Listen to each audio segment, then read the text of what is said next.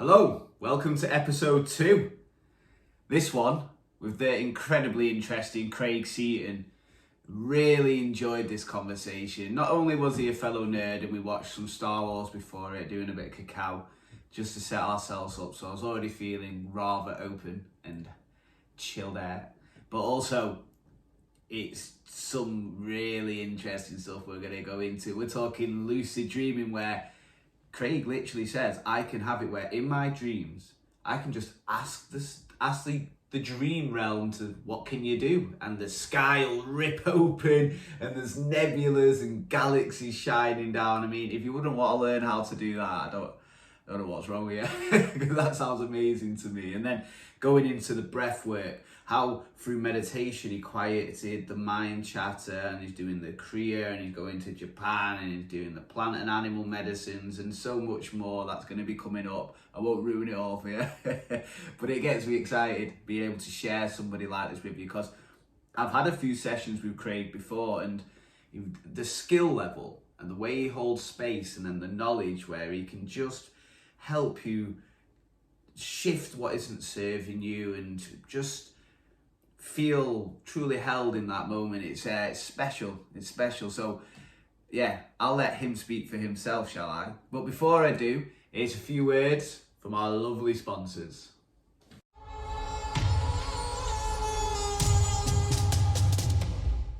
Come here a moment. Do you want to expand your awareness? Tap into your creativity? Well then, you need look no further than TRANSMUTE Studios. I want you to picture this. You're there learning traditional African drumming with the mesmerising Mustafa. Or maybe you've gone down to extreme hip hop, where Amy Azari actually makes fitness fun.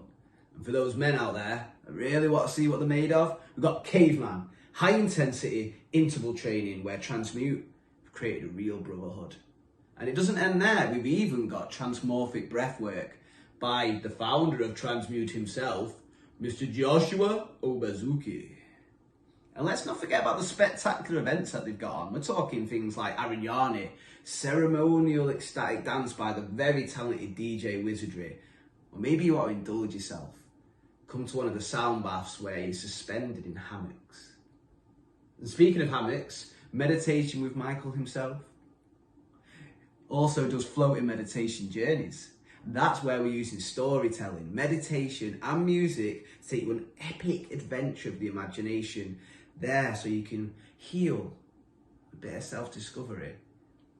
And they've even got workshops, classes, things like Art of the Cosmos, naturopathic nutrition, tantric exploration, and so much more. So those horizons are waiting to be crossed. Come and dive into the limitless possibilities. Go down to transmutestudio.co.uk, find out where awareness meets creativity. TRANSMUTE Studio. Come down and play. Oh, hello Craig. Good to have you on, brother. Yeah. Appreciate you still there. How are you feeling after that episode of Ahsoka? Good, mate. Buzzing. Yeah, buzzing. Just lights me up, that stuff. For those of you that don't know what we're talking about, we're massive nerds, and we've just watched the latest episode of Ahsoka, and we're just we decompressed with a cacao ceremony. Probably the wrong thing to decompress with, really. So I appreciate you coming onto the show, my friend. This one's all about finding out who on earth you are. As I said, it's not about who you want the world to think you are. So we're going to start with just where you've come from. If you won't mind just giving the listeners a bit of an insight where little Craig started. Little Craig, yeah, man. Yeah, thank you for the invite. You know, it's great work that you're doing. Having that platform for people to share out the magic and your natural enthusiasm and interest to it, mate. So, Stockport, man. I'm from Stockport, Manchester. For those who aren't familiar with Stocky. Very normal working class background. Not really entwined with spirituality or religion or anything along those lines. Atheist, and yeah, on with life, on with the grind. And then my background originally is personal training from when I was like 19. Okay. Got to like 24, 25, went to a meditation centre, and my friend invited me. He wanted to go and like meet girls basically. And he's like, do you want to come to this meditation place? I was like, you know what, ninjas do it. I love ninjas. I'll go try it. I like that. And the first experience I had in my meditation was just incredibly profound, like a deep drop into consciousness, and it came with Buddhist teachings as well. So I ended up enrolling on a course for about 3 months for the first course, and that cycled on. But the first experience I had with meditation was like, I was blessed for it. Do you know what I mean? It just, it's like, what the fuck was that? What the? We can swear? Oh yeah, there's no language barrier in it. We're not PG now. It's not Star Wars Pass the anymore. watershed, No. You can swear to your heart's content, my friend. It's who on earth, if you feel like swearing, clearly that's who on earth you are. Okay, good to know, brother. So I did that meditation, and I just went into research mode after that, like yourself. I had that natural scratch to want to know the ins and outs of everything, to what depth it will go to, and yeah, consciousness, meditation. Looked into that loads, and came plant medicines, and came lucid dreaming, natural DMT, some into trauma, somatic, like just it all unravelled from that point, mate. So it's a good place to start. And, you know, well, I'll tell you what then, just before we start on that meditation experience, I'm mindful of there's 19 years before that. Yeah. So, of course, we're interested in the meditation, the breath work, the lucid dreaming, but there was a Craig before that. So if you wouldn't mind just giving us a bit of an insight into what was school life like, what was going through that childhood, transitioning into a 19-year-old life for yourself in sunny Stockport. Yeah, far from it. Yeah, always pretty happy-go-lucky. You know, life was always well to me, really. I'm a middle child, so it's great later on when you reflect on psychologically what these things do to us and what that role is.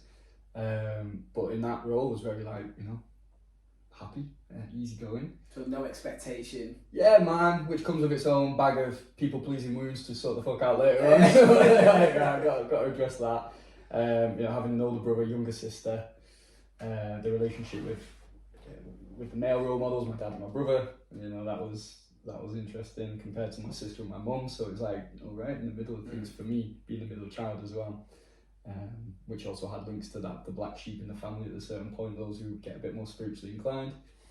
But anyway, I'm going too far out there. So growing up, yeah, easy. I could fit in a lot with different groups. You know, I like to joke around and be quite comedic and fit in, different friends, different groups. Whatever's going on, I was kind of down for and open to. Not very sporty, which was interesting when I got into personal training. That's interesting. It wasn't sporty. So it wasn't natural for you then? Oh, just you had no interest? Football, didn't have time for, like, you know, and all the boys, they loved it. We were going to the pub and they were watching it. I'm like, fuck, man. I'll forgive you Stop for counting. Yeah. United? Man United fan. Yeah, mate. You know, I tried having my hot chocolate and my Yorkie at Stockport County game and like, nothing. It wasn't for me. It's not for everyone. Basketball I enjoyed. So I love basketball. Played on the team with that. And then, eventually I wanted to join the fire service. So, I mean, I was Gollum. Do you know what I mean? No muscle mass, like full on Schmeagol, Lord of the Rings, like brother needs to hit a bicep. I'm going to pick up a hose pipe and save people, you know? So I went to the gym. Okay. Because I enrolled at Stockport College to do public services while I was waiting to get to a certain age to do fire service. I was studying that, which it was a really good course actually. But went to the gym. I met a fella there, a guy called Dave, and he was like maybe 27. But he just opened up to me in the sense of took me under his wing, you know, and showed me. Like I didn't pay for a personal trainer. He was just such a caring guy. He's like, oh, this is what you do. Did me a plan and everything. We'd chat while I was there at the sessions, and the changes I got in my body. And what that did for me, my psychological reasons too, was like, wow, amazing how I felt about myself, how I was different, responding to other people, like to my male friends, to women, and seeing that there's a deeper change that goes on based on how your physicality is. I felt good, you know, I started to see myself as looking good, and I was like, right, I want to do what this guy's done for me, for other people. I've always had quite a sort of a charitable nature. I was going to ask, is that natural for you to feel that inclined? Yeah, man. Yeah, it has been. You know, and I see the reasons for that and the differences of growing up, say, with my brother and my little sister, and how, you know, there were certain things that he would want being a firstborn, and I would sort of just go for like the hand-me-downs and not want for much because of how I thought my parents will interpret that, you know, and all the conditions that we get along these things. So that like natural urge to give, and my mum was a very caring, giving person, that was installed in me deeply. But to have such a benefit of a change through something it wasn't just making me feel good internally, but I would physically see it as well. I'm like a very sensory-based person too, so to see the changes going hand in hand with what's going on inside, and again, just the beauty that this fella was like, yeah, I'll show you everything. Didn't want any money for it. He was just, he loved what he did and wanted to help me out, and yeah, it was very aligned to where I was. So that's what got me into the fitness side. So it was wanting to join the fire service, but I'm colourblind, so the local station I couldn't join because of some stations you can't be colourblind. So that's actually a thing, is it? Yeah, man. So I was my like, dad would have been screwed. He was colourblind. Oh, really? But it's only the female that can pass it to the male, from what I'm aware of. Thanks, Mom. Well, I'm like, my dude. Yeah, the it's like colours that are similar, so like browns into greens and blues to purples. Like I don't spot the difference. Yeah, he would struggle with playing snooker. White ball and black ball every time. Yeah, Dad would do that. How does that work out with the lightsabers then? Can you? They're clear, mate. It's clear. I know if I've got a red in my hands, you know what I mean? Well, like, we won't nerd out too much. So you've gone into the PT. How long were you doing the PTing for then? So that was at 19. Did fitness professional and then PT from like 20. Still do a bit now, man. You know, it was pretty intense up until lockdown. Really, it was always sort of the main approach for what I was doing, and I loved it. I loved being with people, loved listening to people, loved helping people. So it was always very fulfilling, and I love training myself. So many different kinds of training. But yeah, through lockdown it turned to online, and I just stepped more away from that as the changes that came from 24, 25 with like yourself, teaching meditation, teaching breath work, holding sacred space with plant medicines, trauma release. Then after being Kundalini activated, doing intuitive healings with energy healing, with just bringing all these modalities together. Right, that's where my passion is. But the physical side and training side, I still have a big love for, and still do bits with. Yeah, well, I mean, I think it's important not to forget that you are in a physical body. So as much as trauma release and meditation and breath work is important, if you're not taking care of the body, the rest is irrelevant. Your food, your diet, your physical training. So you've gone from this friend taking you to a meditation hall, was it? Oh yeah. Buddhist Centre, Northern Quarter. Buddhist Centre, okay. So they've taken you there to go pick up chicks. Not your natural. I'm not going to say that's not my natural thought when I go to meditation. Oh mate, that was him. It wasn't me. I was going because the ninjas thing was like, yeah, I'll try it. He was like, he wanted to go and find women. But yeah, I mean, so what was his reasoning? I'm curious. Why? What is it? Just because? Like, why did he think he'd pick up women at a meditation? Mate, the guy, he was a fiend. You know what I mean? He was like, he'd go. He was an instigator for nights out. Older, a good friend at the time. Yeah. But you know, when he was the fella. I guess in reflection, very high energy of boom, boom, got to keep going. Okay. Like, maybe a lot to get away from, or just has to stay very active. Like always out, would get the drinks in and the drugs, or always planning the next party. Always, it's very interesting that kind of energy that we have. If we're that way inclined, what do we put it into? Because if you take that same sort of currency of energy and applied it to building a business or spirituality or a family or whatever, like. You create such a different thing on the external, you know? But where your focus is going is where your energy is going. Yeah. And that's what you're going to manifest. I'm a massive believer in that. So your energy went into a meditation that you said you had a profound experience. So could you just unravel that a little bit for us? Yeah, mate. It was, so we went, and he only went to that one session, by the way. Like after that, he was like, pick up? There was no one there to pick up. It was like, it was like not that vibe whatsoever. Everyone's gone inwards. What's going on? Paying attention. Yeah, man. For me, it was, I just sat, I was listening to the talks on meditation and on what Buddhism is about. Like I had an interest in these things, like my spirituality. I was very much interested in space and the idea of infinity from a young age, but not recognizing that this was spirituality or interest in God, nothing like that.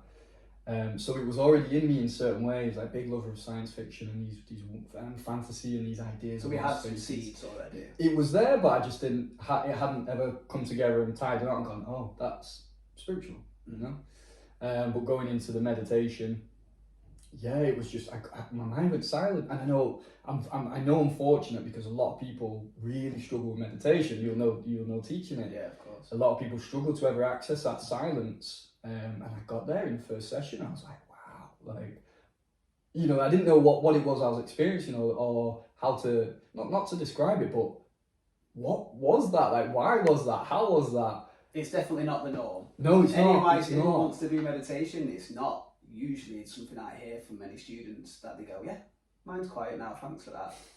What do you think it was? Well, mate, let's fucking jump on the metaphysical bus here. For me, my belief towards past lives and experience that's accumulated over time, whether they say it's locked in the DNA, whether it's transference of your form of consciousness from one life to the next, whatever. I've had several big experiences through my life where I have had a deep emotional experience or a deep transformational experience that's come from looking at a statue out of nowhere. And that's happened in China, and I just fucking burst into tears and like had this, it wasn't a sadness, it was just, you know, and watching certain documentaries about Tibet or just things that have transformed me. And there is no reason why that's occurred in my life as Craig from Stockport, do you know what I mean? And this was it with meditation. There was no reason for me to have such a deep experience, to sit in that space and have that, and yeah, you know, just come out of my mind and have this yearning then to seek more on Buddhism, which turned into all religions and all traditions. Always a big love for Tibetan Buddhism specifically, but why that one specifically? It appeals to me the most. And again, these levels of resonance, like we talk so often about finding authenticity and be yourself and what this really means and how we get there. And I've spent so long doing ego work that I would even chip away at the things that I like, thinking it's a construct of something, which would then take away love and joy of life, because almost removing any meaning, or not even any meaning, I've come to see it as like a resonance of sound. So if you've got a guitar and you play a string, it's either going to be in line or not, you know, it's either going to vibrate correctly or it's not. And it's like, okay, stop trying to see things as likes and dislikes as words and should or shouldn't are, but what's the resonance? Because when you're into this sort of stuff that we are, and you're going into that like emotional level of, oh, I'm feeling good, I'm feeling bad, but why do I do that? And is it a reaction that I need to change? And mate, you can lose your life. I mean, I did. It brought me a lot of unhappiness. Thinking, you get lost because you lose any form of structure that's actually helping you to understand something. Again, you can say part of process, but I know through my moments and waves of going in and out of these things that sometimes it's dangerous and unnecessary. And we learn that from it, but finding that resonance of authenticity, like, that is who on earth I am, that is my path. And to be connected to Tibetan Buddhism. Nice little use, by the way.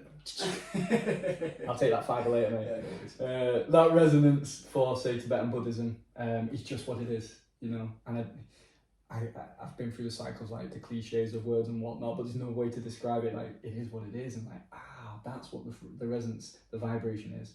And it's finding those things that are aligned, whether that's people, places, times, routines, enjoying the emotion, not enjoying the emotion, but creating that path for myself, because we can change so much about ourselves, and actually having a really brutal time of trying to change myself for somebody else and losing everything.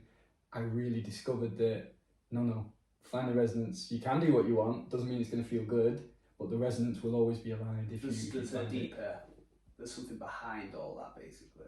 Yeah, man. I mean, a tree's a tree, cloud's a cloud, table's a table. And what are we, if there's something like almost, I know we don't seem to look at things as permanent, but what is that? What is your sound? Like, what is your colour? No, I understand. What I meant by that was literally that there is an essence behind all these characters, these identities that I find is timeless, is formless, and it doesn't even feel threatened. It almost is just a stillness beneath the stillness. I know that might not, we'll speak more, but that's how I interpret it. There's something below all this that isn't threatened, so therefore hasn't got any defense around it, whereas an ego system is attachment to beliefs and identities, which is to protect you in this material realm. So before we get more into that, this is an interview on who on earth you are, not who on earth I am. You've gone to this meditation session, you've had a profound experience. Now you sort of said that you had a hunger after that. What followed? A whole new life. Let's start with the next thing. The next thing, mate. Well, I carried on with Buddhism, and then got deeply in love with Buddhism. I'm so grateful for it, because it was my entryway in, and with their focus on understanding the mind and consciousness, and the path of the Bodhisattva, creating compassion and generating as much love. And I still love the line now, like, what you do is for the good of all sentient beings. Like, I love that stuff, because it regardless of what I'm doing or where I'm at in my life, that always feels right. And it can always pick me up a bit if I'm on the down or something, like doing it for the yoga, the sending beings, which includes your essence, includes your energy. So it was studying Buddhism.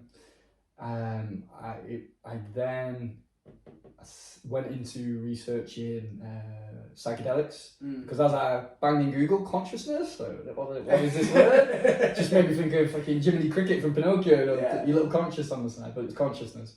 Googled that. Not conscience. Yeah, that was it. Sorry, mate. Yeah, that was it. That's was my closest understanding of that. I love it because right now, knowing who you are now, to hearing what you're saying now, it's almost comedic. Yeah, it's humorous to see it's almost like this innocence. Oh, mate, pure innocence. Yeah. But that's what the search is, isn't it? We're innocent. We're looking for that awe and whatever that yearning is to like know more, which is a massive vehicle to get us through our life anyway, or to naturally propel ourselves and motivate ourselves. It comes from, we've got to be in that innocent state, because if we think we know, and bloody hell, have I been in there thinking I know, we get trapped and life becomes mundane because I know that, or that's what that is. It's like it's a closed mind state, and creates a dullness, doesn't it? For sure, mate, it does. A dullness and a separation. Boring. I know everything. I've done everything. Yeah, man. Right. I've been there, and it's almost worse than the overwhelming side of things. So you put in consciousness on Google. Yeah. It's come up with. Plant medicines came up first, and as I was researching Buddhism at the same time, lucid dreaming. So the next step in my life was getting deeply involved with lucid dreaming, which I still am today. It's my favourite practice out of everything I've ever done. That's one of the things I'm very interested when I was asking you to fill in the little guest form and I'm seeing lucid dreaming straight away.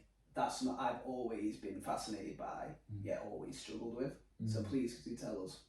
So with the lucid dreaming, and again, these are those things where when it's happened very quickly for me, I know something's gone on somewhere else, past life or accessing something, whatever.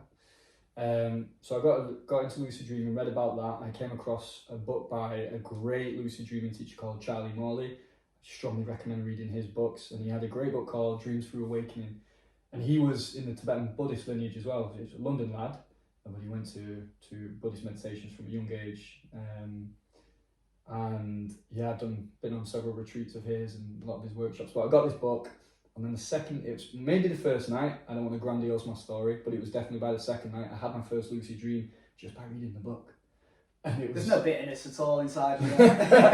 Mate, well, you know what? Like to perfect lucid dreaming, and perfect's the wrong word, to have a stable practice in it took me a long time. I've always had beautiful dreams, always wonderful dreams. This little fella here, Spider-Man on the mug. For those who can't see on the YouTube, breaking everything. Kicking off now. I'd always, my like joyful dreams would be, I was Spider-Man swinging through the city. First person perspective, you know? That's crazy. Feeling like, and I would know I was doing that in the dream. So it was it wasn't a fully lucid dream because I wasn't aware that I was dreaming, but it was to the degree of, I feel this and wow, this is great. And I love dreaming, always had clear dreams and remembered them. But I hadn't ever had a full lucid dream until that knowledge was passed on through this book. And then that first night or that second night, I had my first lucid dream. But it would then be like 1 per month and then build up to 2 for 3, like over a couple of years. To the most I got to be like 8 in a month. And there's people who naturally do it. I've got my friend Andrea, shout out to Andrea by the way, she's lovely. And she's like, I can just fly. Yeah. And then everything within me is like, why can I not fly? Yeah, man. And for people who are interested in this sort of thing, part of me hearing that you can do it that easy, she can do that easy, gets discouraged. Oh, it's not for me. So there is still a path. If you teach it, there must be a path for those who aren't just falling into it quite as naturally as you are. Yeah, man. But I mean, even say that naturally, it was passion. Like you say, I had that first lucid dream, and this is where I believe things get unlocked, like the meditation, consciousness, lucid dreaming. I'm awake. Because it was then like 1 dream per month. 1 lucid dream per month for like maybe 8 months. But I loved it, like, because I remember my dreams anyway. It wasn't so much, there wasn't enthusiasm to get lucid, but even if I didn't, I was still excited about my dreams. So that fuel kept me going through it, and it took practice, it took work, but the motivation was always there. But to have that experience of what the lucid dream is and understand the path of it, which is what they call in Tibetan Buddhism, this is the 6 yogas of Naropa, and these are different methods to enlightenment. And one of the 6 yogas is dream yoga, which just grasped my attention so much when I was in this flow of consciousness and Buddhism. I can imagine you just dream yoga. Beautiful stuff. Yeah. Beautiful stuff. And what they do with dream yoga is you recognize stages of enlightenment, but also how well you can use your mind by playing with it in the fourth and fifth dimension, or the astral with the dream state, and then waking up not being any difference, because what's permanent through those states is your consciousness. So when we're sleeping or dreaming, we still have consciousness. Let's say you're unconscious when you dream. I'm not talking about that. I mean, your essence is what you are, is going to be there throughout. Your vessel is unconscious. Yeah, the body's unconscious, your consciousness is like, it's still there. Your essence is still experiencing reality in a certain way. For sure. Am I correct? Yeah. And it's a good way to say it. It's then seen from sleep to waking.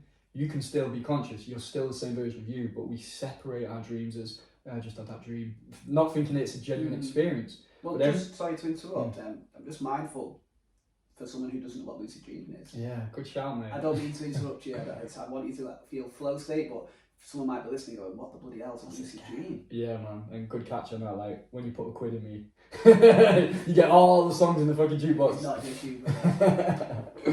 issue. So lucid dreaming is when you have a dream, but you're aware that you're dreaming. If you've seen Inception, Christopher Nolan, who was a lucid dreamer, and the Wachowskis, who did The Matrix, by the way, they were lucid dreamers. Hence, The Matrix is the guide to how to lucid dream as well. But yeah, in Inception, they did a very good job of it, where you recognize that you're dreaming. You then have influence on the environment around you and yourself and what you want to do. You feel everything. Like, you feel everything. When you fly, you feel the wind and the air. You can eat food. You can whatever you want to do, mate. You feel it. And you were in control. In control, yeah. You're in control. You can change environments. So, like, I at a point I ended up doing, Doctor Strange, when you'd hold the fingers out, do the ring, and I would do that to create portals and just go through it and see where I end up. And whatever you want to do, your mind will open it up for you. Can you give us one example, one that stands out to you, a moment where you've been lucid dreaming?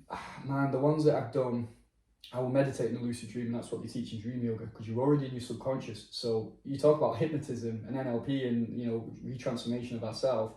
You're doing it in a dream state. Everything's your subconscious. Everything's a projection, because it's not there, but everything's a projection of what your world is creating. There are more esoteric, like astral states, traveling for sure, but generally in that lucid dream state, it's all you. It's being given to you by the content of your subconscious. So I would practice meditation in the dream state, and in the Tibetan, in the dream yoga teachers say 1 second of meditation in a lucid dream is equivalent to a 7-day meditation retreat, because you're already at that depth of state.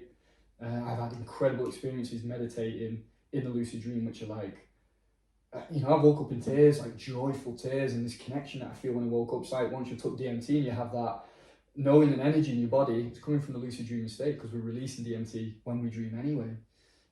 But very heightened states. To keep it onto a simple answer for what your question is, I would just often ask the dream, show me something beautiful. And the sky will tear open and all these nebulas and galaxies will just pour out. And, it's so joyful, mate. Like, I love clouds, I love sky, I love space. We were talking about that before. And like visuals like Star Wars, and I love this. I don't know what it is about it. Just the openness and the visual, just the beauty of it. Like the clouds and the sky and the brightness, and it's never the same. And it's always changing in space, and stars are infinite, and you can't see the end, and it's going to keep going, and it's so beautiful to look at on the road. When I look at the sky, it's an activator to see if I'm dreaming. So when I'm in a lucid dream, if the sky's looking beautiful, I'll go, I'm dreaming, and I'll know, and I'll become lucid, because that's the connection point for me. But yeah, asking the sky to tear open, and show me something beautiful, the sky tears open, and all. Just things like that, simple, Could you give the listeners, I know you can't go into a deep lesson because it's a podcast, but just maybe a tip or two? Yeah, very simple one, just choose to remember your dreams. Like, whether you get lucid or not, it doesn't matter, because the dreams, and this is a line from Charlie Morley that I love, is every night you're getting letters from your subconscious, and you're just letting them pile up by the door. And no matter what techniques we're using in our life, or what practices we're learning from, or going into shadow work or integration or trauma release or great, find your way through it. But if you want to know what's really going on with you, just look at your dreams. What you'll see, because I work with clients for dream integration. I teach lucid dreaming to them, but some people they're interested in the dreams, because wherever you're at in your life, your dreams are going to tell you. It won't hide anything from you. Nightmares are always a fruit, they're a treasure. It's telling you what your fears are. Here's the opportunity to work through them rather than avoid it, like, oh, I'm having a nightmare because, you know, X, Y, Z. It's like, no, it's your subconscious is helping you. And it works symbolically, so it's the imagery is in symbols to get past your left brain, which is closed down anyway, more closed down when we're sleeping. The right brain's active for the dreams to come through. But the subconscious will speak symbolically to get us to understand it past our normal way of language because of how we see words. And, you know, you don't need to know all the words to understand what's going on. It's like, example, a home, generally childhood homes that you'll have, it might look like a home or there might be broken windows. That's saying something different. The lights might be on, they might be off, you know. Your room might be messy, it might be clean. Everything's telling us something, everything. The environment of the dream, the feeling is vital because that's the fuel. Like, I could see you in a dream and it might not be you, it might be a version of me, or it might feel like another friend that I've got, but they're in your body. Like, what's that telling me? Do you know, like the essence of somebody, oh, there's a connection that I see you like my friend, or do you know what I mean? And I love it, mate, because there's so much to unfold and it's all you. It's not filtered. Do you know what I mean? It's raw. So you're saying, remember your dreams. Is this through journaling? Yeah, sorry, the tip. It's just because that's what I was told by that friend I mentioned, Andrea. Write down your dream once you wake up. Yeah. And another thing I was doing was constantly just throughout the day going, am I dreaming? Yeah. Asking that question. So you're saying, is that what you mean basically? Write it down? Or? Yeah, so choose to incubate in your mind. Tonight I remember all the details in my dreams. So this is before dreaming? Yeah, as you're going to bed, tonight I remember all my dreams. Tonight I remember all the details in my dreams. It's kind of a mantra that you can say in your mind that feels right for you. You know, go through that 50 times, 100 times, not holding it too tight so you stay awake. Been there, not good. But loosely so it marinates. Just casually allowing it to tonight I remember all the details in my dream, you know, the little ease and joy. And then when you wake up, don't move because the memory is, well, it's local and non-local, but it's stored in the body. So if you move, you disturb the memory in the body so that you'll forget the dream easier. So you just stay where you are. And you know, like if you wake up at night and you go for a piss, so you want to get back to the bed and you're like... That was going to be my next question. Well, you can go into the same posture and the dream will start to come back. Okay. So yeah, you wake up, you stay where you are, recall anything that's come. Generally it comes in the middle or a quarter through rather than the start or the finish. So just sit with what's happened and then just let it expand. It'll expand itself because you've got your direction of wanting to remember. That's enough for it to start to unfold. Once you've got it, you're like, okay, just start writing down. Write down everything, as much detail as possible. Ideally, writing it down as if you're in the dream. Oh, I am going to this. I see my friend. So not I remembered this. Yeah, I am happening right now. Because you're encouraging the feeling then where the memory is also stored. So that will come through. So there are two simple tips to get going. If you just choose to write down and remember your dreams for 10 days, you will have a result 100%. 100%. Simple. And if you don't remember them, last night I didn't remember my dreams, but thank you, you know, but exciting. An issue I had then, so I want to bring up, because I have been very interested, this to me sounds like going into my own imagination and having that sort of control. It's fascinating because it happened a couple of times, but the pitfall I was having was I'd wake up early, like I need the toilet when I wake up, and sometimes I'm waking up at 4 or 5, I need to go back to bed, but I would be journaling and then I'm up for an hour. And then my sleep's getting really messed up because of that. So would you say if you wake up mid-sleep, don't journal then? Just go straight back into sleep? Because you're going to lose that dream then, right? That was just one of the problems I was having. I was not able to do that because it was messing my sleep up. Yeah, it depends on you. Like with all these practices that we know and we've tried and done, how you work with it, it's still going to be different. And this is like that line from the Buddha is don't believe me, don't take my word for it. Because what they say might be true, but that level of relevance of truth to where you are at that stage in your life or how, it might not be applicable, so you discard it. Do you know what I mean? Yeah. It's a big thing that with social media and what's out in the world, that we have to learn that all those teachings, it might be right on a level, doesn't mean we're at that point, or it doesn't mean it's our truth that's going to work for us. So a great method is called WBTB, which is the wake back to bed method. Now your sleep cycles varies from person, and this backs up your question. 4 to 6 hours, you've generally finished your lower REM or non-REM sleep cycles where you're not having as much dreams. Once you've hit that 4 to 6 hours, for me, either of those times actually works. I do about 4.5, set an alarm, wake up for that. meditate on dreaming, or if I've had any dreams that I've remembered, just go into them, or meditate with, now I'm going to get lucid, now I'm going to wake up in my dreams, I'm going to realise I'm dreaming. You know, anything that you can then program, because your dreams are about to increase in that second stage of sleep. So you're using auto-suggestion Yeah, there? you're holding that auto-suggestion, that affirmation. And you can journal, you can write, okay, I'm going to go into my dreams. You know, anything for about 15 minutes once you've woke up after that 4 to 6 hours, because you don't want to stimulate yourself to the point of where you're waking up too much. So if writing is too stimulate, just know your methods. Stay with the breath. Know yourself. Yeah. Know yourself. You know, like you were sharing with me before, just stay with that nasal breathing, but with a focus on going into my dream, or I'm remembering my dream. Something real simple, and allow yourself to ease back. But if it disturbs your sleep too much, then you know there's always other methods. But you increase over 1,000% your chance of becoming lucid if you do that wait back to bed method, because your brain's lit up a little bit more. So as you're going back to sleep, you're a bit more alert than you were, you know, and you can prop your head up on a pillow a little bit. The monks have sleeping chambers where they will sit up, and they learn to sleep sat up. Really? Yeah, you have your... I've had that happen a few times in meditation. Yeah, the old nodding dog. Yeah, not by choice. It's that being sat up and being at such an ease, you're keeping your brain alert. So this is why posture is so important in certain things. And yeah, there's different methods, man. Again, I could go into a freaking whole lucid dreaming podcast with you, but yeah, which I'm sure we'll probably end up doing at one point. But let's keep on track then. So the lucid dreaming came up on the Google search.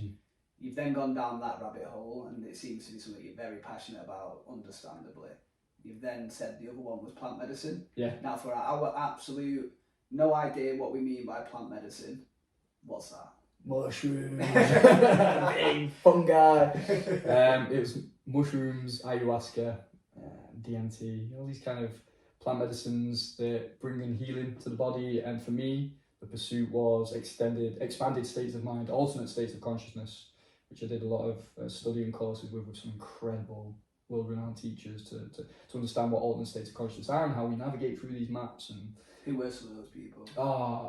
Stanislav Grof, if you're familiar with him, he basically brought conscious connected breath work, or holotropic breath work, into the West. He did a lot of studies originally with people in trauma with LSD, and when that got made illegal, he was in America. I'm sure he's from Czech. But him and his wife, they then pioneered, because he was sort of like, I don't think they're anthropologists, but he was a very worldly man and had been to these other tribes and seen what they would do with the breath. And from that experience, how it affected his state of consciousness and what healing comes from that was very similar to the results he got with LSD, working with patients. And holotropic, that's where you're altering your state of consciousness through the breath. Man, yeah, for sure. It's like there are different variances of what we can do when we're doing the breath work. And we're generally always going to alter the state of consciousness, even if that's to go into the emotion. We're still not using that left part, the front part of the brain. I can't remember what the frontal lobe's called, but that part where we're, the fight or flight, or the back, where the reptilian part is.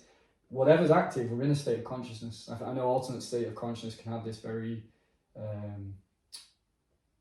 it's a different meaning where it's something that is far out and esoteric, but it's not. It's like we've had cacao, we're going to be in a different state of consciousness, whether that's through the love and the heart energy that's awakened. We're then going to think different, But the way we view consciousness, technically we're a drug machine, our body. The best drug machine in the world, man. Yeah, so you're always in an altered state of consciousness. So technically, these, I think sometimes people can get confused. They think you're hallucinating.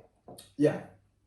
It doesn't just mean that. It's a good point to pick on. It doesn't just mean hallucinations or tripping out for an altered state. It can be as simple as you're in love and all your hormones are running wild, and it's addictive as heroin or heartbreak can be, and how you then think and feel about that, how the world transforms because of the way that you're seeing, because you're feeling like altered state of consciousness.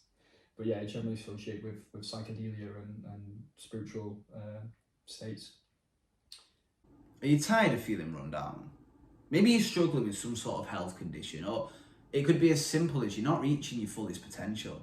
Well, I found a solution.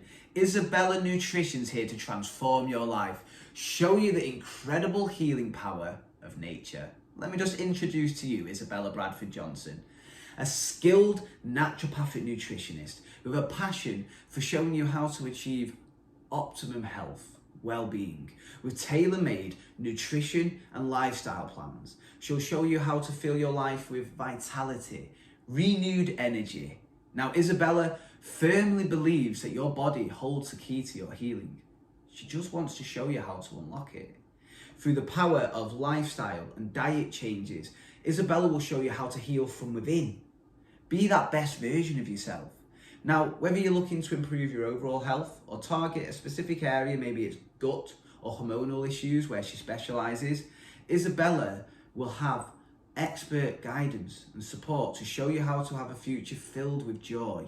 Now, it's not about quick fixes, short-term solutions. No, it's about long-term transformation, sustainable results. So stop waiting to take care of your health.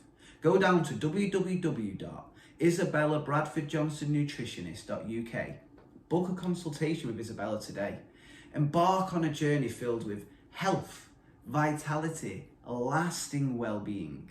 Isabella Nutrition, empowering you to live your healthiest life.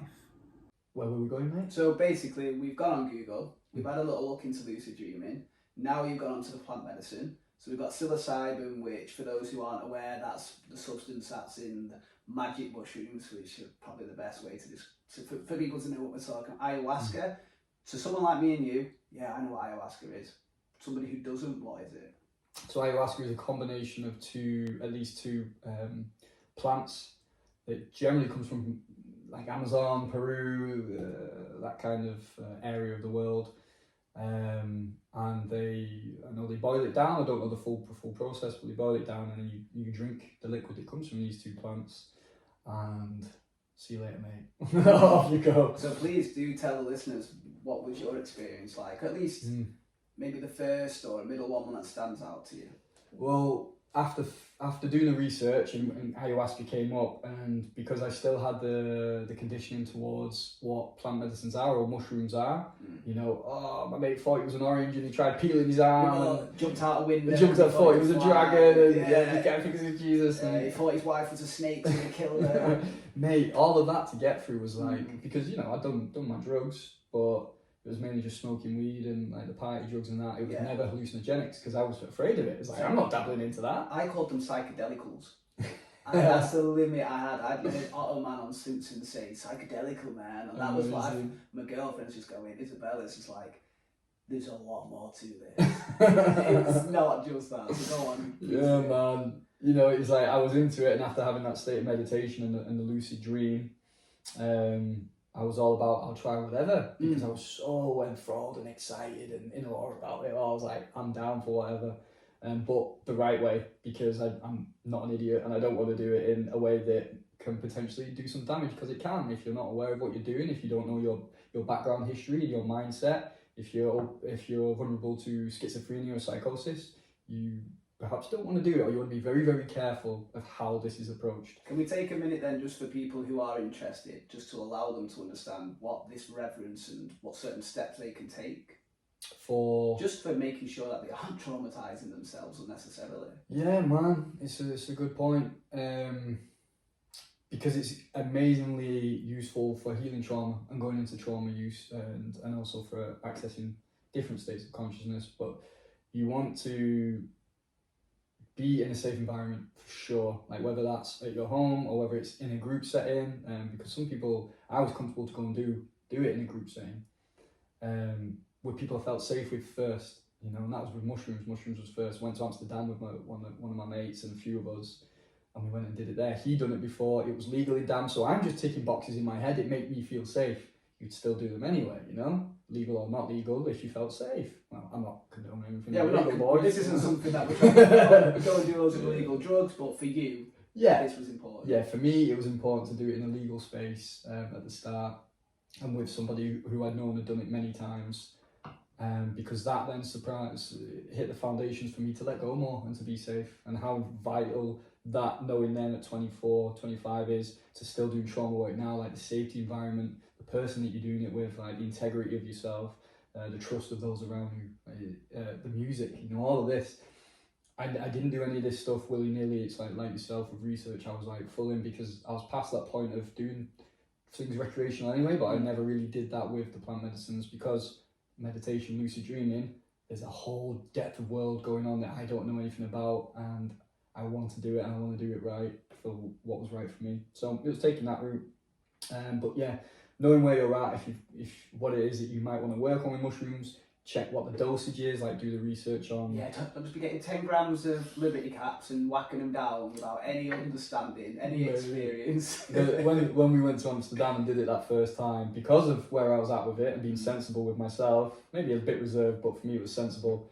I took one bag. They had it on the star system then, so it was one star out of 5. I took one bag of that, which was like 15 grams of truffles, equivalent to 5 grams of psilocybin equally, so McKenna's hero dose.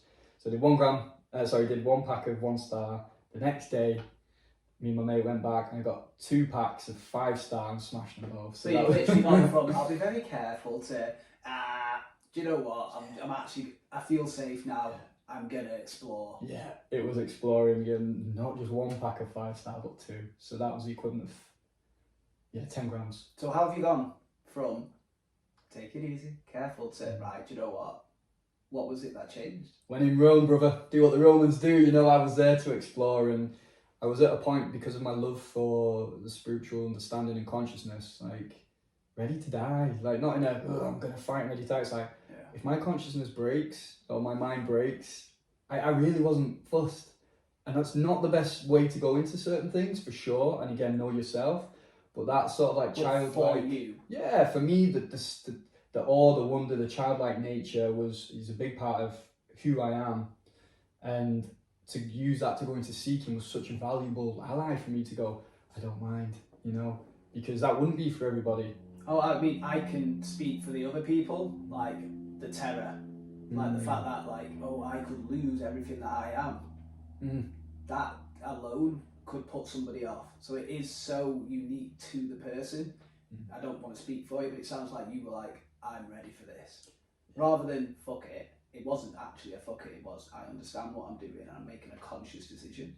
Yeah, man, that's exactly how it was, because the experiences that I'd had through meditation, Buddhism, lucid dreaming were the biggest experiences of my life so far. You know, it's not discounting like friendships, family, love, visiting places in the world, like great, but nothing had moved me and touched me and expanded me and opened me in the way that those spiritual experiences had, which were coming from life. So I was willing to do whatever, you know, and however, and I'm in. I'll put the time in, I'll put the effort in, which was with the lucid dreaming, which was a small dose of mushrooms into the next one, because I'm only here for 3 days. So I'm going to do it because it was right. But the staircase was there, you know. I did it a safe way first. And then my mind was like, all right. And that second session was the next step in what changed my life. So please, I know it's going to be an ineffable experience, but words are clumsy. Please use them as skillfully as you can to just give us a bit of an understanding of how that experience went down for you. Okay, I mean, this was 10 years ago now. There's a few of us here. We did them together, and then the second night, me and my mate, we just stayed, and the other lads went out around Amsterdam and that, but we were there to do that. So we sat in, we had the music, and we took mushrooms, and man, I'm so glad you asked that, because I've not revisited that memory for a time, but there were points where we would go into the meditation, like we were sat on the bed and we'd go into the meditation, and then we would just come out at a certain point and we'd start talking, you know, about the experience, and we'd been to the same place, like, oh, did you see that? It's like, yeah, and what about that? It's like, oh yeah, you know, we'd been to the same place, and you know, without deciding to, we'd just stop talking and we'd go back in, and then a bit later we'd come back out and we'd talk, and we were sharing the experience, but still not recognizing we were there when we were doing it. It was only when we were talking, it was like we knew we'd been there, and then we'd go off on our own individual journeys. Yeah, call that a hallucination. You're both doing it at the same time.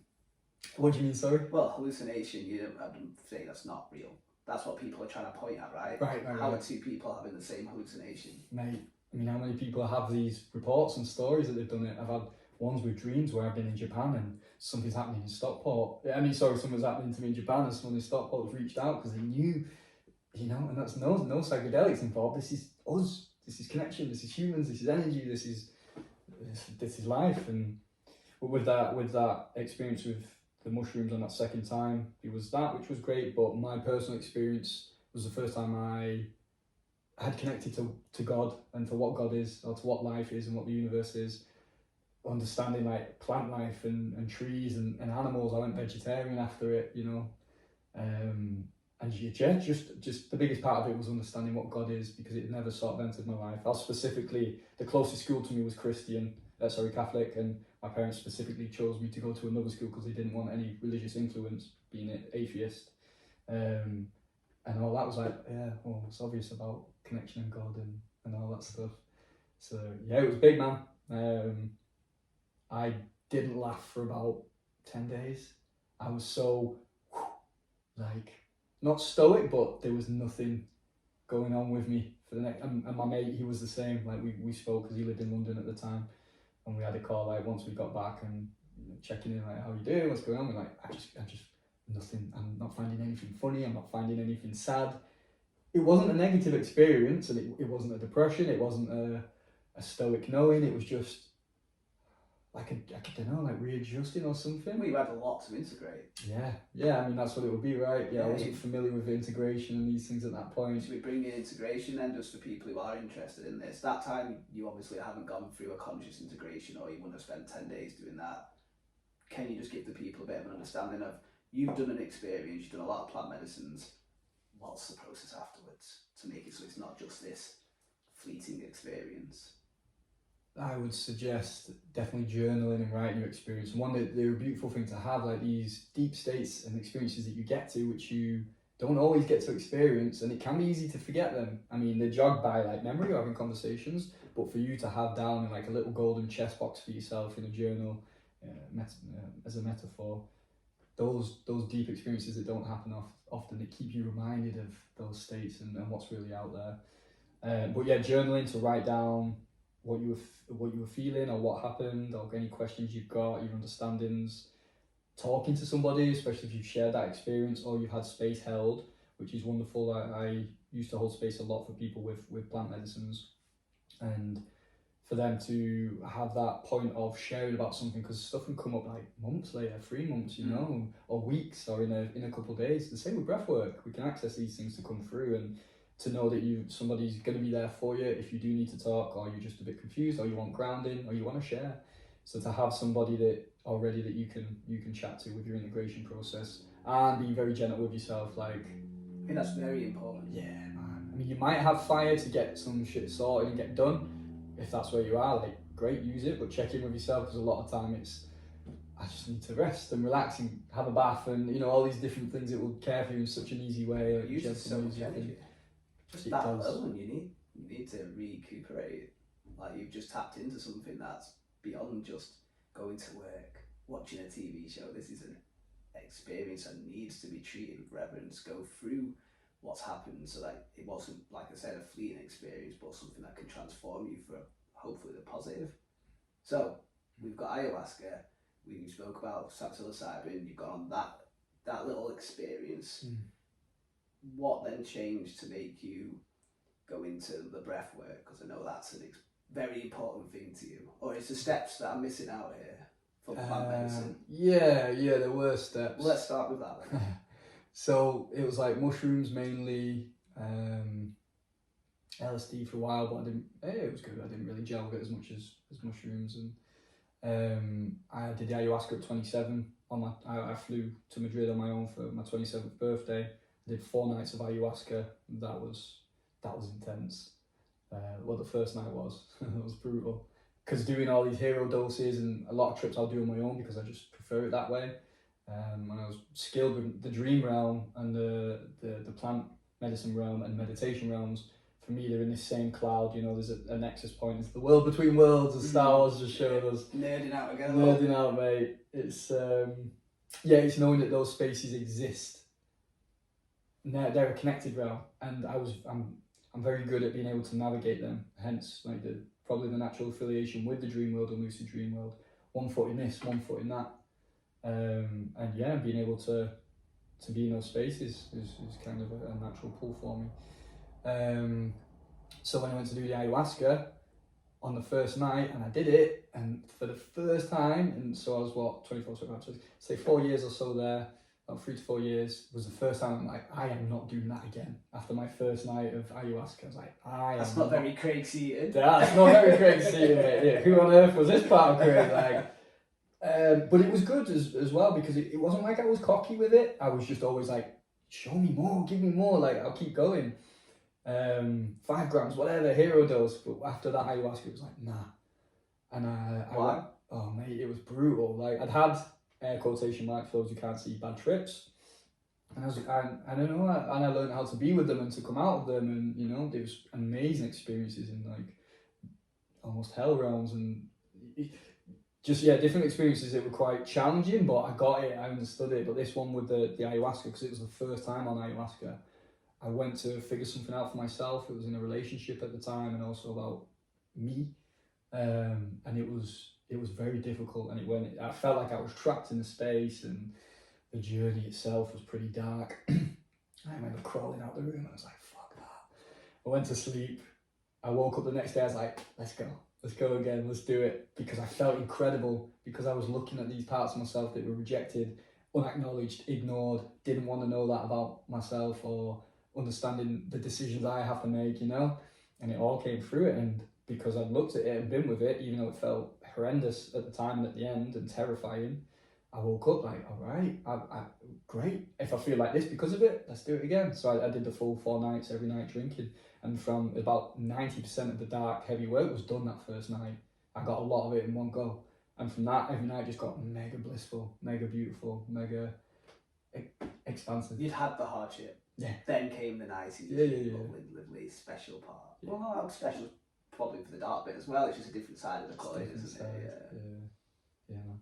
So that's the next step. You've done the ayahuasca. Yeah, Bufo came after that. Bufo. So for people who aren't familiar with what Bufo is. Yeah, DMT and dimethyltryptamine extracted from the glands of a frog. So the shaman, generally Mexican, right, where they come from.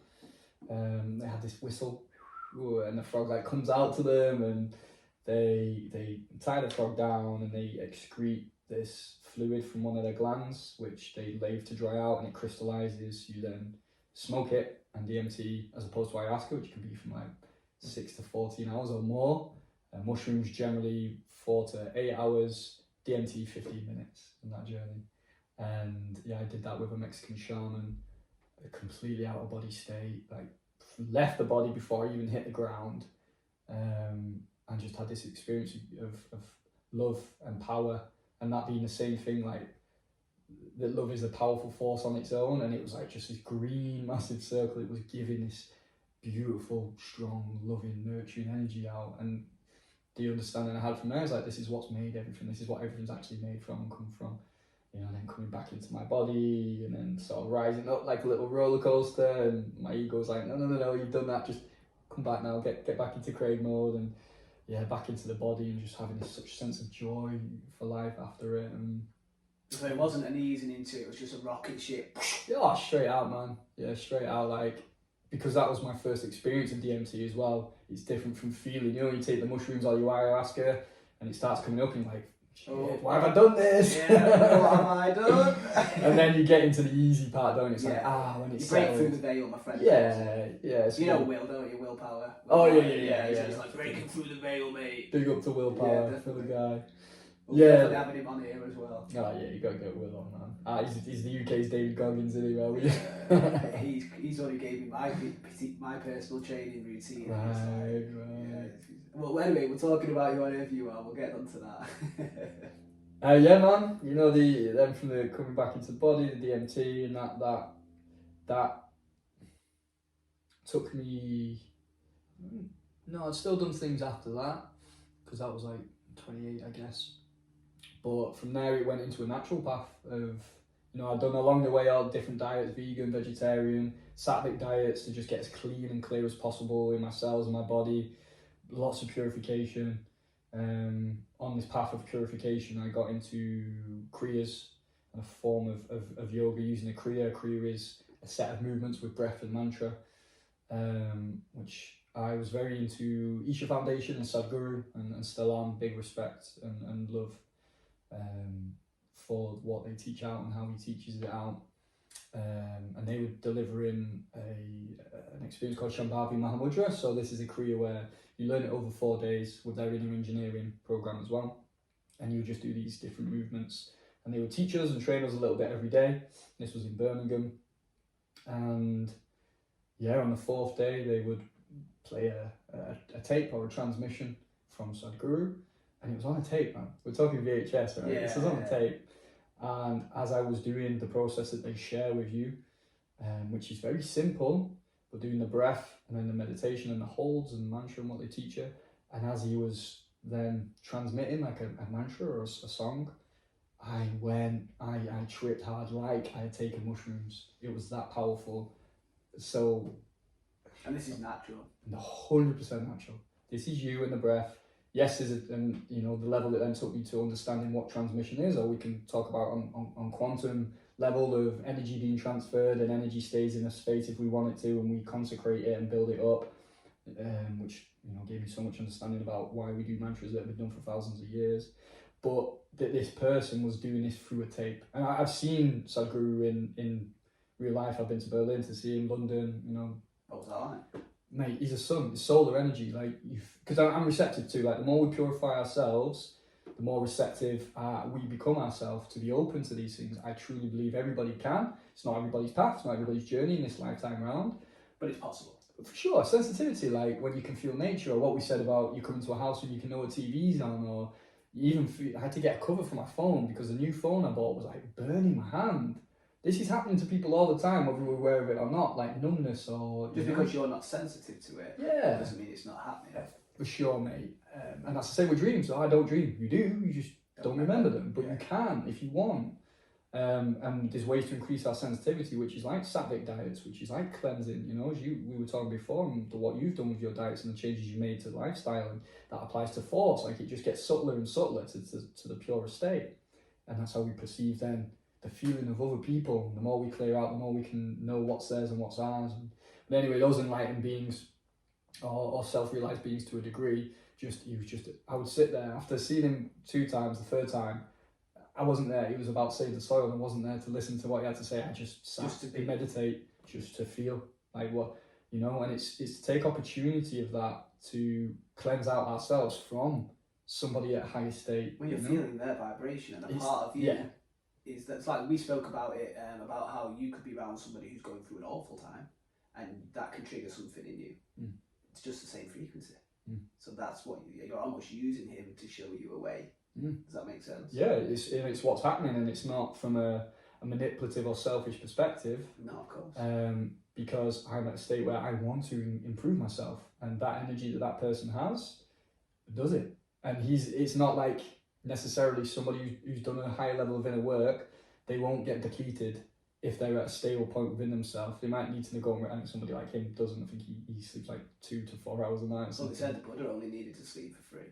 Yeah, man. Because if your body's fully rested. Yeah, your body's rested. What you carried isn't as heavy. Your emotions aren't as heavy. Your mind isn't as heavy. So there's more regeneration and health going on, and it's that simple. But to know that these people are out there, and we can be those people if we choose to do that work and enlighten ourselves, and that's just a state of consciousness. Just a state, just like an energy, man. Buddha, Jesus consciousness, Buddha consciousness. That's not a person. It's a state of being. It is, and you can tap into it. And these are pathways to get to those points, and which is why these religions and traditions, it's not about so much the way that person did it is the only way. It's they're at that space. What makes you happy? Like what encourages you to purify or to get to those points? Because somebody's just happy, and you can feel it from them. They're doing a great thing for the world. Oh yeah. Based on their happiness. You've had a baby. Exactly. How it feels, the smell of babies, how it feels to be with them, to hold them. You cannot feel joy, right? That's them transmitting. Or even like being around an animal. Like, I've had it where just being around like lemur. Shout out to lemur. Big lemurs. This is a dog, not an actual lemur. But just being around her, everyone feels a bit better. Yeah. And she's not gone and done trauma release work. Not that I know of anyway. So you've now found this way of existing, almost this way of being, which is there's no need for any substances at all. What happens then? Yeah, so doing that Kriya and having that experience and understanding energy on a different point, and tripping, like I was tripping hard. And I do think there are, it may or may not have happened, I believe for me it did, that using the plant medicines had opened up these pathways, you know, the routes that we get to work or to wherever in our life is, we know a pathway. It's the same thing internally. If we're trying to look to get to a certain feeling or a state of consciousness or understanding, we've got to clear the snow out of the way. Sometimes we might have a snow plow that will do it, or sometimes we're using the shovel in the hand. The plant medicines, I believe, opened up these spaces. And I know the memories in the body, because there'll be times where, which happened later, but through breath work and playing the playlist I did on the ayahuasca trip, having that playlist, breathing, going into the same postures, I would go back into the trip. So we can access these states all through what's happened internally. Well, that's the beautiful thing about doing psychedelics. It's not like getting pissed and you forget half of it. You remember it. You feel it. So go on, sorry. Yeah. So that was with the Kriyas that then took me into understanding how important or how amazing it is that we can do this, get to those transcendental or psychedelic states via our breath and our body and our mind. So that took me into breath work very shortly after that. I then was like looking at Kundalini Yoga because of this Kriya, and understanding more about Kriyas and the breath work. And very much near that time, Wim Hoff was coming to London, and it was I think it was Wrexham rugby stadium, somewhere like that. A day with Wim Hoff, 65 quid, mate. This was back. Do you know what I mean? It's 65 quid. I don't know what Wim Hof is. I think he did that one. Was it Freeze the Fear on BBC? Yeah, I've not watched it, but yeah, I've heard. Yeah. Just so that people know who he is. He's like a breath work, and he uses cold water therapy. Cold water therapy. Takes 70-year-olds up cold mountains in their shorts. Helps people who've got cancer and transformed it by healing through the breath. Gone through the science of having people injected with fluenza. I think it's fluenza or a cold. And those who would do his breathing methods and those who wouldn't, and how faster and quicker they would heal by doing cold water and breath therapy. And he was like, he was the big name. Wasn't a massive name then, but he was like 65 quid's a bloody bargain. Mate, I don't know what you pay now, for a day with him, but yeah, there was like 500 of us in there, and they had cold water pools, so we all, we'd do his talk, and he was exactly how you imagine him to be, which is just pure authentic. Yeah. He's got that energy, he's bigging people up, bigging himself up. Yeah. Breathe, motherfucker! Like, he's just a gangster, and he's great. I do love him. He's awesome, man, and his team were mega as well. And yeah, so we did breath work, and it got real trippy for me again. And then the cold water was my first experience with that. And I then went to study any other breath workers that I could. There's a guy called Dan Brule and Richie Bostock in London. It's a beautiful venue in this church, and just did loads of self-study with breath work and research, because that state of what my experiences were with the holotropic breathing, the course with Stanislav Grof, like 6 months with him, is a blessing he's like, in my eyes, the Carl Jung of our time, like just incredible of his knowledge, and just on the level with great thinkers that integrate Eastern and Western understandings of life, because I did go through the Eastern's the best, and their methods and teachings, I wish I was there and that, as opposed to acknowledging what we have here. And the more grounding for me has actually come from accepting the Western part of myself. As much as I adore and idolize those things, it was to bring that down and integrate. But yeah, to do breathwork with different people and then just research it, and yeah, it took me to where I am, man. And I really appreciate as well, it doesn't have to be that far out. That was my motivating factor. I'm at a much, I don't want to say balanced part of my life, but a more understanding and championing the importance of being here and what's going on with us physically, and using the breath for trauma release rather than those ecstatic states, which is still out there. It's very helpful, but I would pursue that a lot, or encourage the pursuit of that. And now it's like, okay, somebody in the breathwork workshop, they might be just de-stressing because they've been working for so long and the nervous system hasn't ever just relaxed to soften, so they'll be doing that, while somebody's out there screaming their head off or bawling their eyes out, going through an abusive trauma memory that's locked in the body. And somebody over there is bloody talking to the angels and the Buddhas of the future in the fifth dimension on a Tuesday. Do you know what I mean? Like, one guy's just smiling calmly. And and that's why I love the breath, because I've seen that big appeal for me in these pursuits is organic authenticity and natural, where we don't sort of need the things from the outside to get us to that point, to see what we are and how we are. And the breath has done that. I do like that about the breath. It's I feel like that's so empowering. You've always got the breath. I say to my students, if you haven't got the breath, you've got more than meditation to fucking worry about. You've always got it. Have you got the shrooms? Have you got this? Have you got that? Oh no, thoughts. No, you know. No, you know. You've got the breath. It's here. Yeah. It's the patience with it though, isn't it? Understanding that, and we don't want that. We're so used to the fast, fast fix. Yeah. Well, at some point you go to Japan, right? So what's that? How did that come about? Yeah, I went to China and Japan with like a meditation group, really, but quite into deep psychological reflection. It was 10 days in China and 10 days in Japan, different times, different years. But God, my love for Japan is mad. To be there was a dream. It was just a beautiful experience. I went to this temple, Todaji, I believe it was called, and you go into the gardens, and the deer, they like bow to people if you bow to them, and it's the biggest wooden temple in the world. And oh mate, honestly, I mean, I say this every time I talk about it, but if I could just clean the floors of that place for my life, I'd be happy. Like, the feeling in there, and just, yeah, I just love that culture so much, and the attitude that they have in Japan, and the architecture and everything about it. But there was a big retreat going on there, and a lot came up for me. I'll share the experience that I had with the dream. I'd gone through quite a deep meditation, and a lot had come up about my family, my relationship with my mum, my dad, my brother, and really because of that people pleasing trauma I would carry, and wanting the best for everybody, and just wanting all this happiness, and ignoring actually how I'm feeling about why. Not that I didn't feel that way, but I wouldn't even acknowledge that person treated me wrong, or that wasn't right, or I didn't see any of that side. And because I'd done that much clearing out, it just started to come up. And I remember in the shower, and I was just crying, man. Like, there was so much tension in my body, just like screaming out. Like, it was a shared room at the time, so it was just more like, like just a deep ringing out of this stuff in me as I was crying. And I was just so tired after it. It was quite a lengthy process. Because you're releasing energy, aren't you? Yeah, you're releasing the emotion, the energy that's trapped within the body, however that wants to come out, movement, sound, breath. So I got it out, and I went to sleep, and I woke up, and I had a text message from my dad, who's way back in Stockport, saying, "Hey Craig, just checking that you're all right.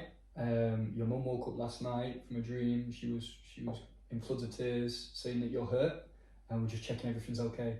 So I don't even think I told them I was in Japan at that point. But that text message at that point, at that timing, and for them to reach out and say that, it was a very... Is that common? No. Not the care. The care and the love is common, but to reach out and say is something going on, that's not, And then the depth of understanding that connection that I have, in this case with my mum, but as a human to human, or energy to energy, is real. Like, why would that have happened otherwise? Especially with the connection to what it was I was releasing. I actually deepened the connection with myself and my mum, and when I would be doing certain practices, she would just message me and say, "Oh, I just felt like meditating." And she gave me this CD once, and I listened to the CD, an instrumental one. It was very, very deep music and quite, different. And I would just be releasing and listening to it. And it's like, that's beyond my understanding of what's occurring with that. She just gave me some music she liked, I listened to it, and it had this releasing effect on me. And do you know what I mean? It's like, not everything needs to be analysed and understood. It just was. And it was enough to keep encouraging me and keep understanding connection and how these things are available to all of us if we keep getting the body subtle enough and purified enough. Things will be happening anyway, with like synchronicity and wherever the psyche's at, what we're looking at, what we see when we see things. Well, it's up to you how much you see, right? Up until the point that we don't know, we can't see anymore. When you say you don't know what you don't know. So I don't think we choose that, but this is why we have the pains or the blocks that go, what do I do about this? And then we can see something more, like, oh, I have to work on forgiveness to get past this anger and grief that I'm carrying.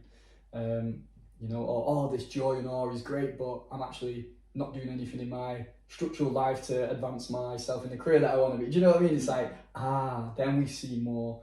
And I think once we know, then we get to choose.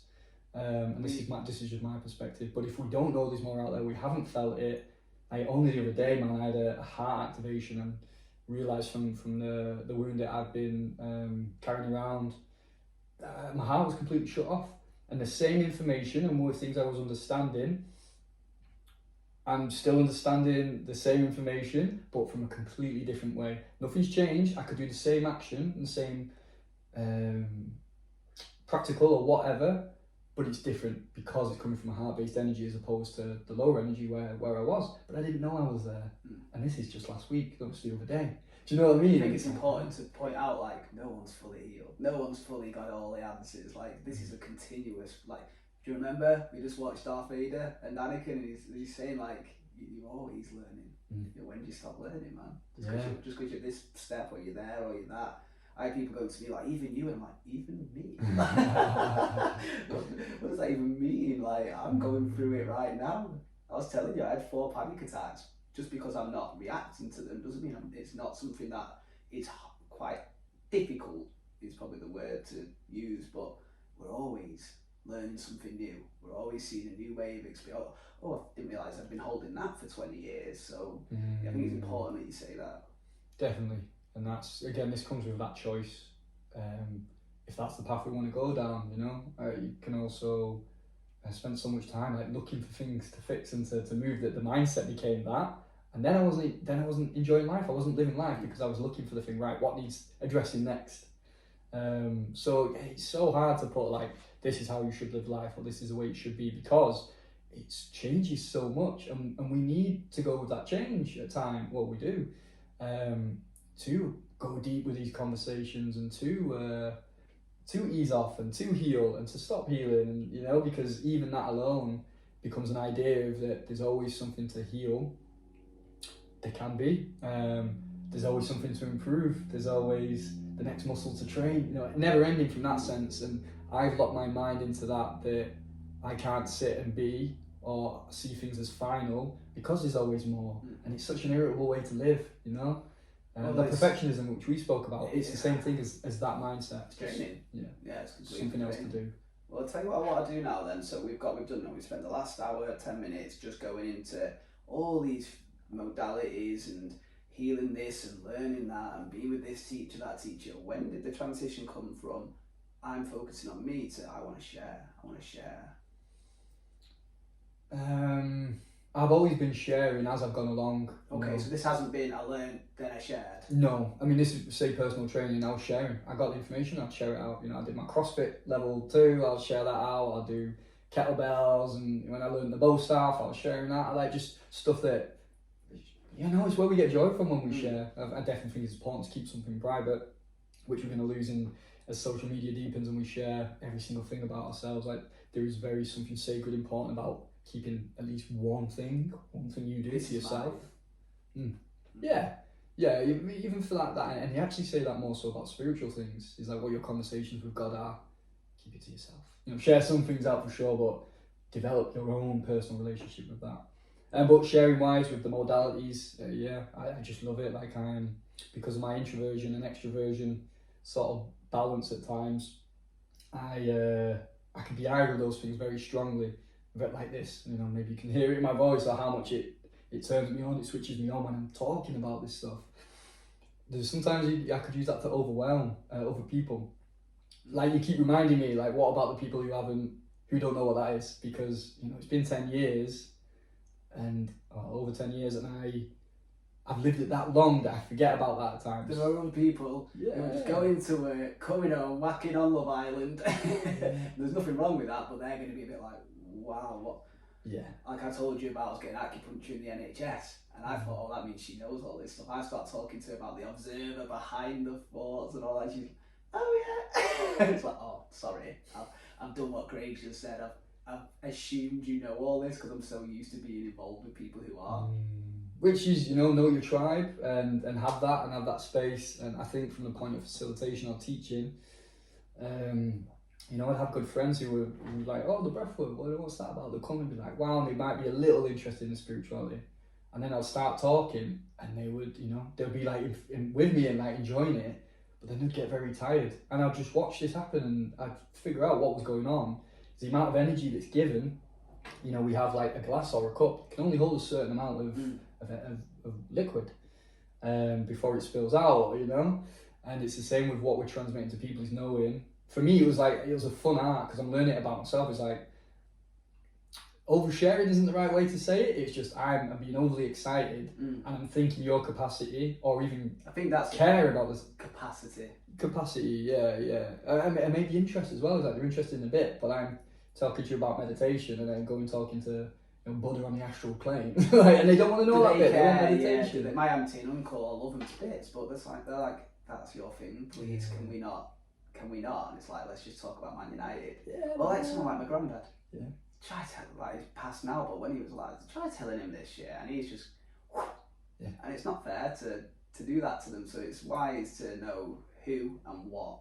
Yeah, you know, and looking at this sort of style for a good bit, because where we fear to express ourselves or to be authentic, sometimes we have to go into like, I'm all about this thing, and we're very eager and excited, to share that out. But that's part of our pendulum swing of going into, oh wow, I can talk about this now. Or, you know, people who want to do videos on Instagram, they're kind of like a bit shy about going live and whatnot and sharing their passion, like have to go fully into it at times and be all about that thing, or in these conversations. But you end up, when you find that balance of knowing how much, when and where, or you go like, here's a lucid dreaming talk, come, and I'm going off. I don't care, because you're here to hear this stuff.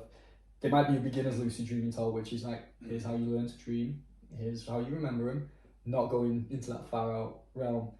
But like discerning that with friends or people that you're with is a different thing, because it's a conversation that's happening, and it's not, I'm not here to give you a sermon. Yeah. I don't want to overload you, but I want to share this with you too. And you figure that out. It comes from a nice place. You're passionate, you care, and you want to help, but are they on receptor mode?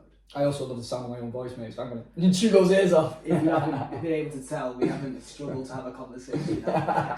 We've got a lot of similarities. I know, mate, I see it. I am wary that I don't want to keep you on too long, but there are certain stuff that I want people to know, how to find you, what you've got to offer. So if you could just let them know any retreats, any workshops, any online stuff, where to find you as well. Yeah, you can find me if you say my name 3 times to the mirror at midnight. I pop up. Here's Craig. Instagram's my main port of call. I do share everything on there, which is at Craig Seaton _. So just my name, Craig Seaton _. I post most of my stuff on there. I've not done much the last 2 months because I've been doing my own set of healing and exploration, so I've took that time out. But I'm back active again now with more workshops, retreats, things coming up. Facebook, Craig Seaton, I just accept on there. I don't have a website. I've had one paid for about 1 million years, but never used it. One of those things. So yeah, mainly Instagram is where I'm reachable. And when you say workshop retreats, is this breath work? Is this lucid dreaming? What is it that the offerings are? Yeah, variants. I do an event called Breathe and Heal every month, which is a 3-hour event where we do a bit of a sharing circle, just where we're at. We'll do some meditation. This one we're going to have a drink of cacao, and then we're doing some somatic movements to open out the body to relax the nervous system, but allow any trauma or emotion that's stuck to come through.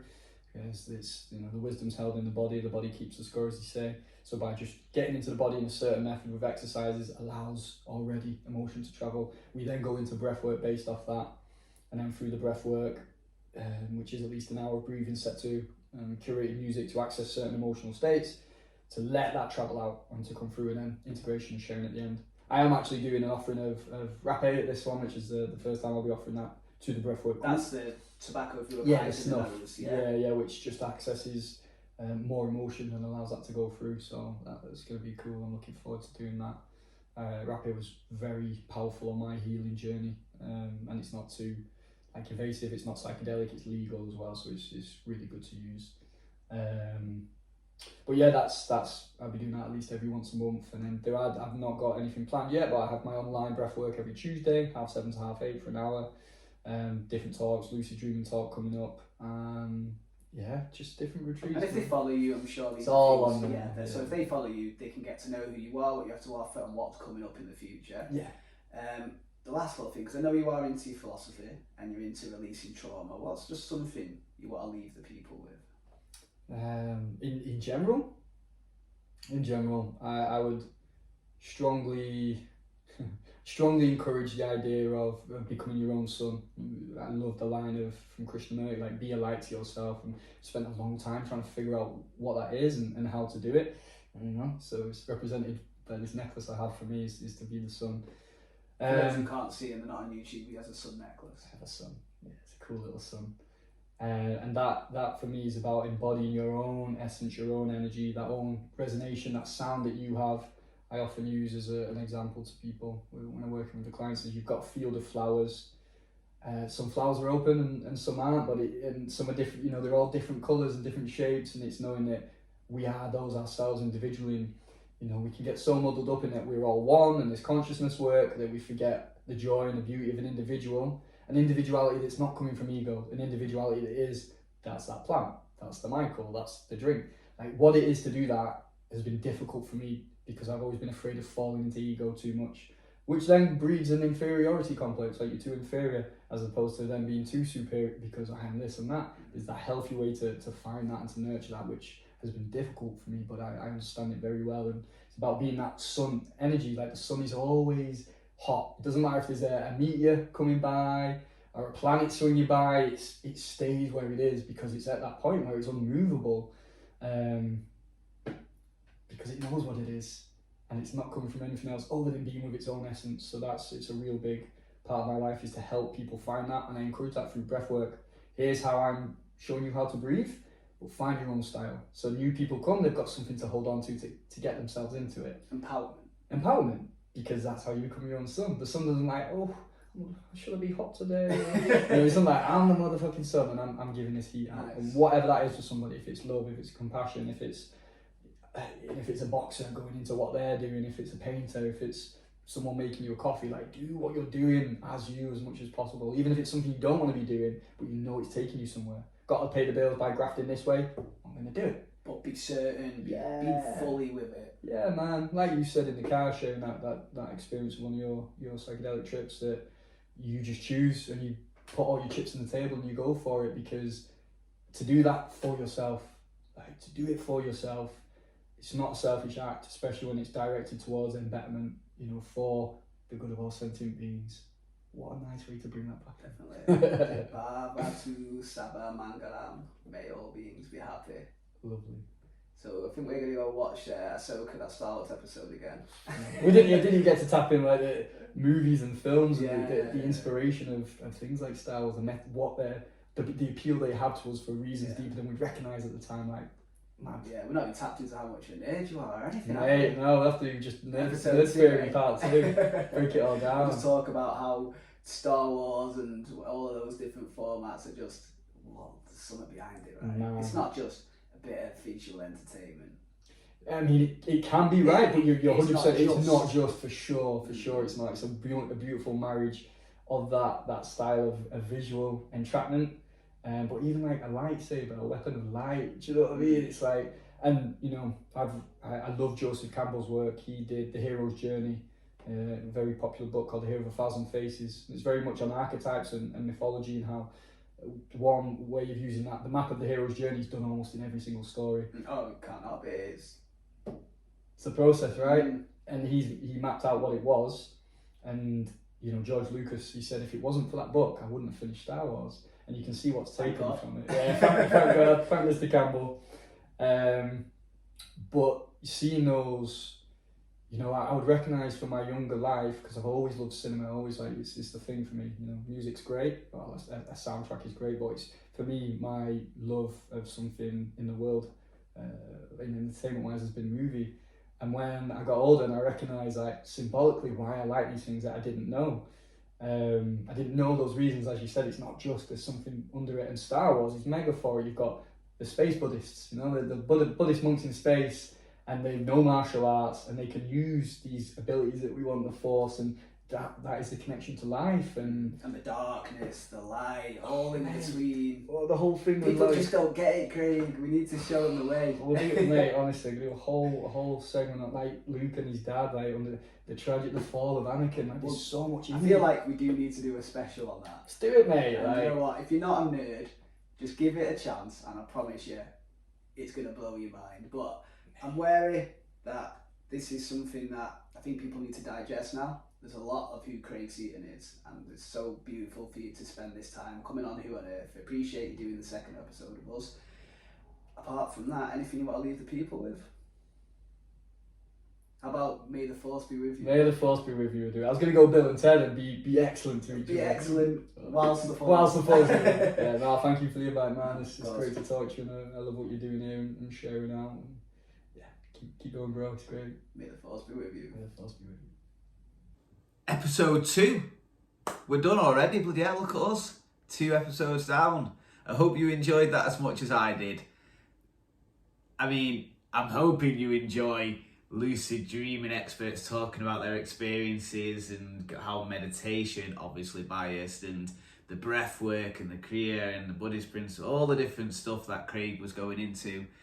Even if you just look into one of them, then your life's going to change. And I can vouch, like I've had it where me and him are doing ceremonies and he's really helped me. The main thing for me was struggling to receive, and Craig just expertly made me feel in a safe space just to let those defenses down and then just open up to receiving whatever was arising in that moment. And I've been using that since, and that's just one session with him. So yeah, I'll put all his details, all the links to how to find Craig, because to me he's somebody that needs to be getting promoted and shown to the world. So I hope you enjoyed finding out who Earth he was, and then maybe following up and booking your own sessions or going to one of his events or retreats.